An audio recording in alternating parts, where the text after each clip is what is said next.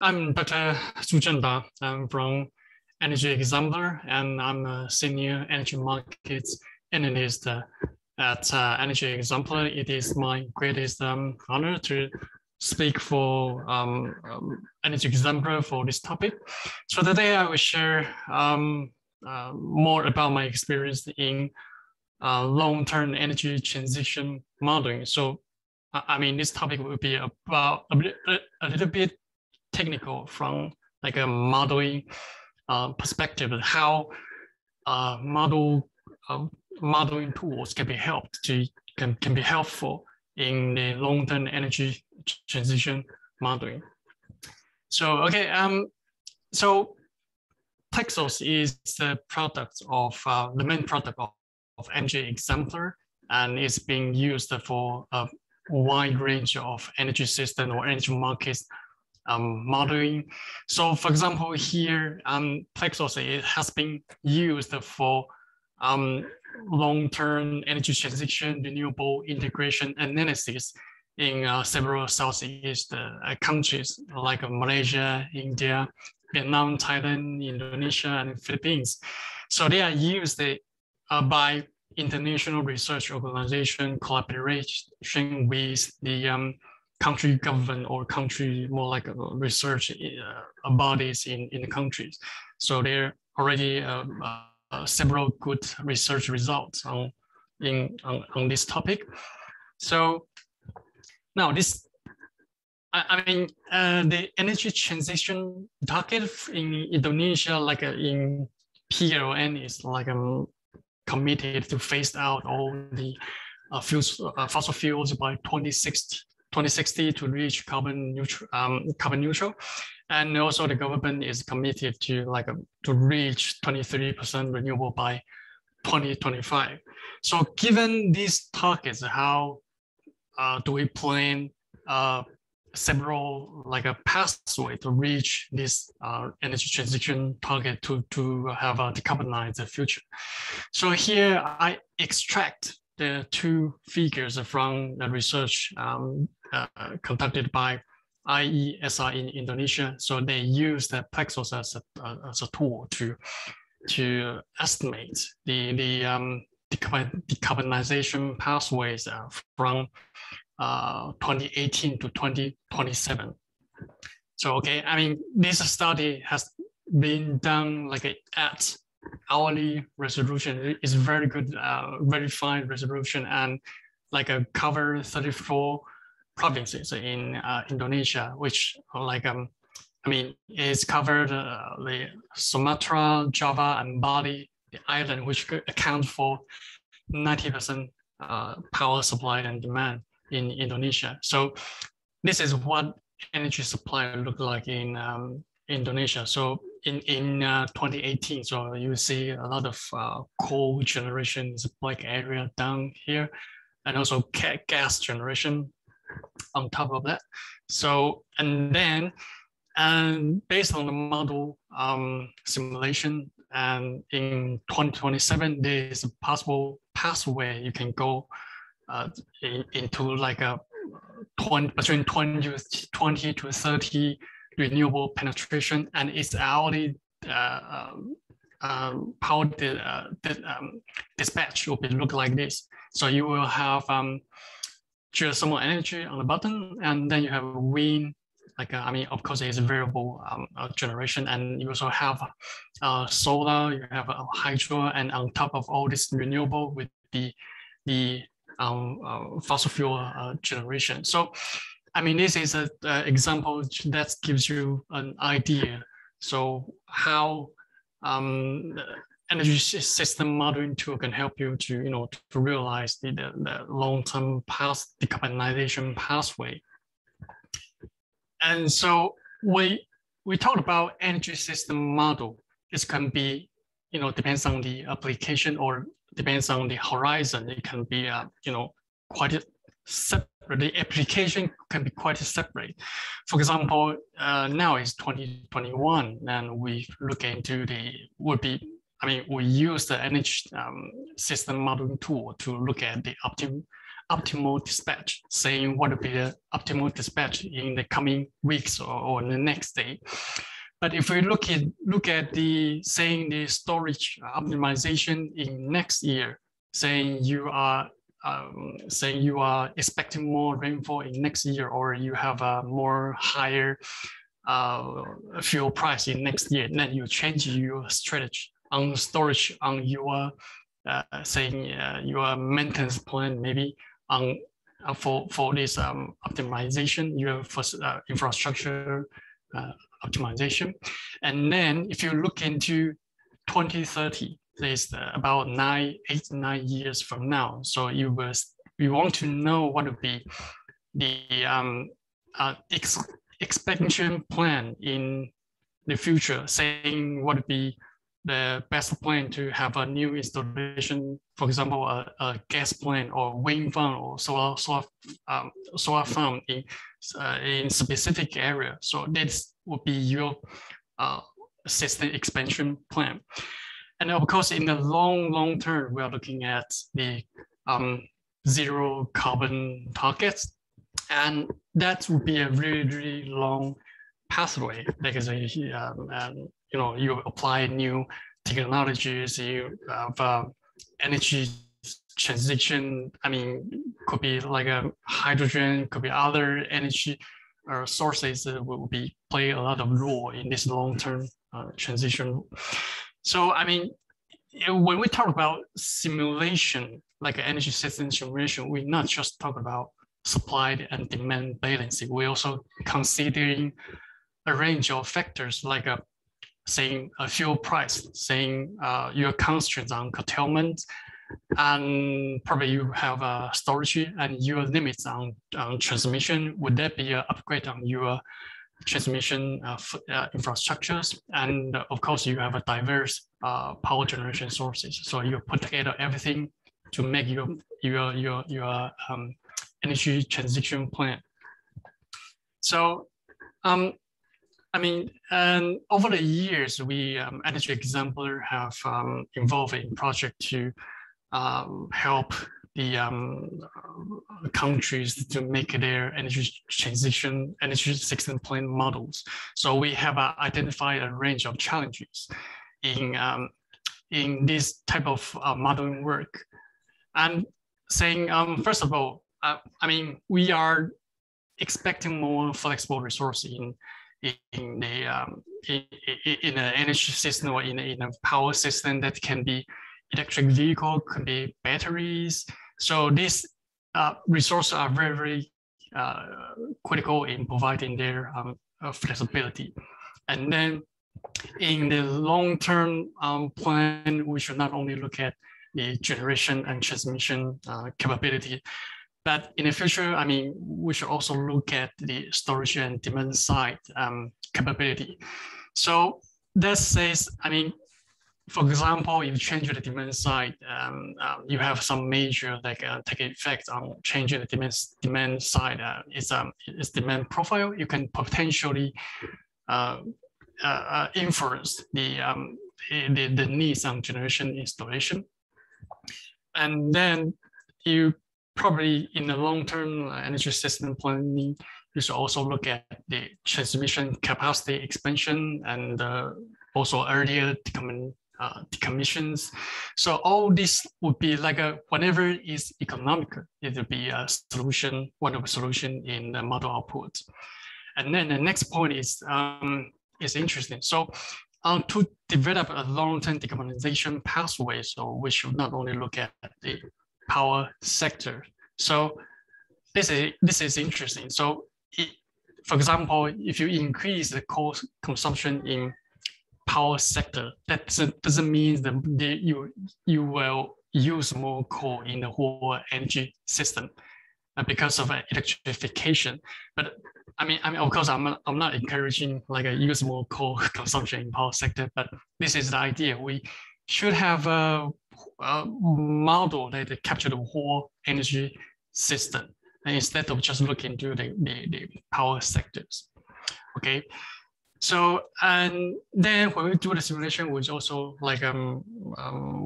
we probably need a tool that offer a flexible granularity and Chronology set up, saying if you are simulating an area with only, for example, hydropower and geothermal, you probably don't need a very good granularity in your model. But what if you have a lot of variable renewable PV and wind in your system? You probably need a very good granularity, temporal resolution for your model. Okay, and then in the long-term planning model, you probably also need to capture the variable renewable generation, its variability in the system. I mean, again, it's a similar issue.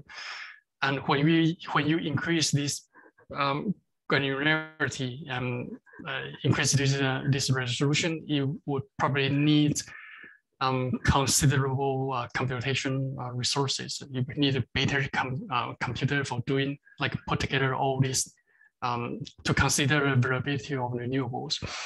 And also there are new technologies, batteries, hydrogens, is power to X, and electric vehicle and carbon capture, utilization, and storage. So when you consider all these new technologies, I mean, they are all very important technology in the long-term energy transition. So when you put together everything and run the model, and I believe the model will take much longer than our previous arrangement, which only depends on like a conventional generators and renewables. So, and the final point is, so previously when we look at the long-term energy transition model, the objective function is based on the overall system cost. But now we probably need to also consider the influence of markets. This can be energy market, can be ancillary service market, capacity markets, and carbon market, and also and so on. So, I mean, for example, if you consider these market interactions in your model, your objective function will be a little bit different. So, in this type of model, like every player, every generation, every generator in this model would be profitable. Okay, so this is a very important idea when you model a market instead of model the system. Okay, so I mean, this is referring back to one of my previous points. So like previously, we only look at the overall power system, like power generation, generators, and transmission network, and fuel and service markets, and like PPAs, and I mean everything about of this will be focusing on power system. But we talk about long-term energy transition, we have to involve other systems, saying gas systems, heat systems, renewable, of course, and water systems. So you have to create a fundamental model that integrates every of these elements in your model. So, and what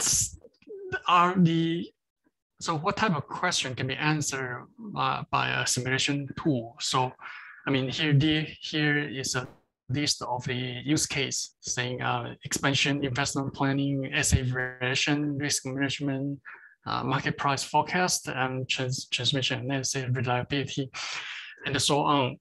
So, I mean, it's to answer these questions like what is the economic way to operate your asset? So, I mean, for example, PPA. So, I believe PLN have a PPA agreement with a couple of IPP. So you are signing the PPA with different conditions, saying this power plant can only generate how much electricity in a year, or it can only generate in certain season, something like that. So you you will make the optimal economic way to upgrade your AC or your contracts. And also your resource portfolio. Saying you have a range, several hydro power generators, and you are expecting more rain or less rain in the coming seasons. So if there will be more rain in next month, and then you can arrange maintenance for maybe a couple of your generators. So this is about resource portfolio. And then new policy and regulation. So, I mean, maybe like emission targets or carbon tax would be a very good example here, saying next year you have a different carbon tax, or next year you have a different emission limits. So that would be limits, that would be new policy or regulation framework you will follow. And then finally, of course, you are finding a solution that maximize your profit. Okay, so I'm gonna go quickly about long-term system plan. This is based on my experience of that is what you should, what are the aspects that you should pay attention to then when you run a long-term energy transition models.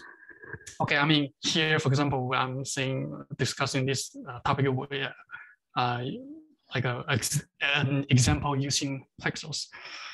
So, I mean, just quickly go through this. I mean, there are a few of the advantage functionalities that PLEXOS offer, it can help you to model uncertainties.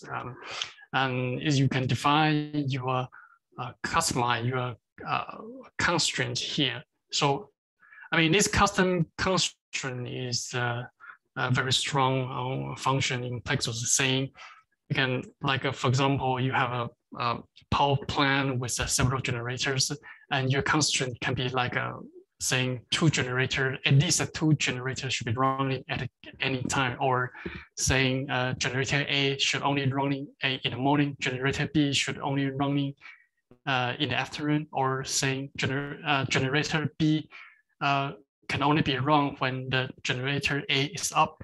So you can define a lot of these constraints using within PLEXOS. And of course, PLEXOS is a platform allows you to optimize every element in the system. So it covers every element in this in these figures.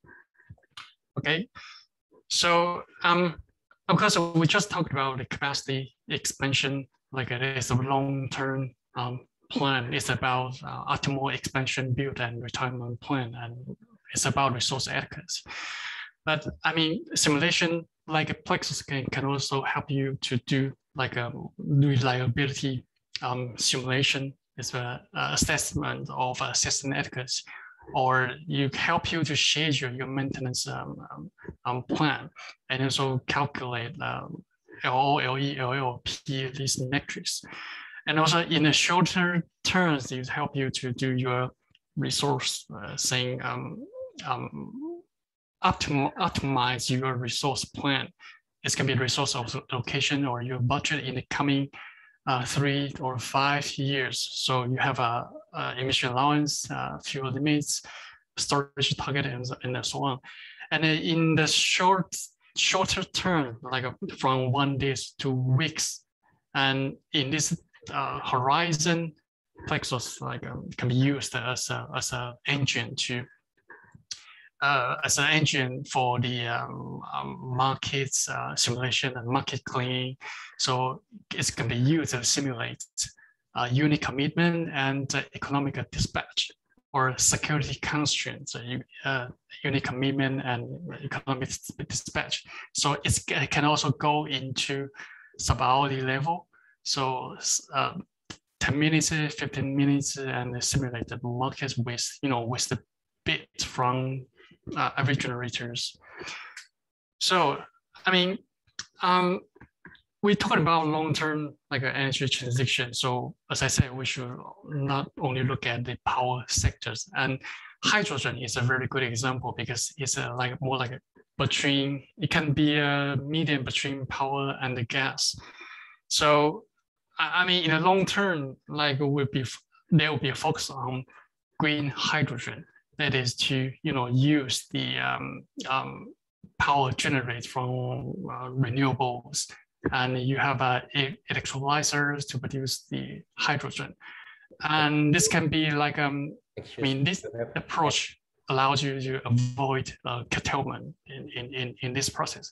And then you produce the hydrogen, it can be used directly in the industry, or it can be blended in your gas network. And then, the gas network, and then this gas can be used in power plant, heat plant, or even transport. So I mean, that's the idea. And here, just here, sorry. Yeah, you have next 2 minutes. Yeah, your times. Oh, okay. Maybe let me finish this slide. Okay, so this is a good example. That is a model developed from our colleagues in Europe, and this is to try to modeling the hydrogen network in the Netherlands, because Netherlands has a plan to build a hydrogen network to connect their hydrogen infrastructures, and this, I mean, this green, it can be green hydrogen produced from the offshore wind farm, or this can be green hydrogen or yellow hydrogen imported from other countries. So they were connected together and connect all these sources together. And there are local industry in Amsterdam and Groningen. So this, we build a model to simulate this transition in the Netherlands energy system. So I guess I'm going to stop here, and the rest of the slide are a bit like more about my experience regarding these simulations, what you should consider in doing this type of modeling work. So, okay, I think I will stop here and taking questions.